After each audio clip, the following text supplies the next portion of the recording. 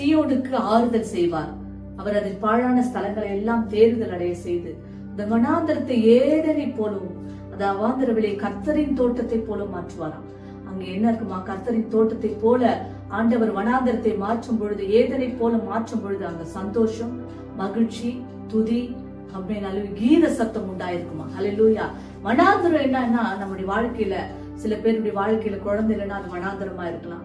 திருமண காரியங்கள் ஒழுங்கு செய்யலாம், அது ஒரு வாழ்க்கையில வனாந்தரமா இருக்கலாம். உதவி செய்ய எனக்கு யாருமே இல்லையே, அது வனாந்தரமா இருக்கலாம். கடன் பிரச்சனை அதிகமா இருக்கலாம், அது ஒரு வனாந்தரமா இருக்கலாம். அப்படிப்பட்ட வனாந்தர வாழ்த்தை ஆண்டவரை இந்த நாளிலே மாற்றுவேன் என்று சொல்லுகிறார். ஹல்லேலூயா. ஏதனை போல மாற்றுவாரு. ஏதென்னா என்னன்னா, நமக்கு ஏதென்னா என்ன ஞாபகம்? ஆதியாகமம் 2ஆம் அதிகாரம் ஞாபகம். ஏதென்னா கர்த்தர் உலாவுகிற இடம். ஏதென்னா கர்த்தருடைய சத்தத்தை அவர்கள் கேட்டார்கள். ஏதென்ல பாத்தீங்கன்னா பசுமையான செழிப்பான நதி பாய்ந்தது. ஏதென்ல கனி நிறைந்த காரியங்கள் எல்லாம் இருந்தது. அங்க செழிப்பும் அழகும் புசிப்புக்கு நல்லதான விருட்சங்கள் இருந்தது என்று சொல்லி பார்க்கிறோம்.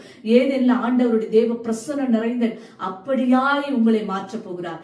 தேவனுடைய பிரசன்னம் நிறைந்த இடமாக, கர்த்தருடைய சத்தத்தை கேட்கிற இடமாக, தேவன் உலாவுகிற இடமாக, நதி பாயும் செழிப்புள்ள ஒரு இடமாக, கனி நிறைந்த ஒரு காரியமாக தேவன் உங்கள் வாழ்க்கையை மாற்ற போகிறார். ஹல்லேலூயா, ஹல்லேலூயா.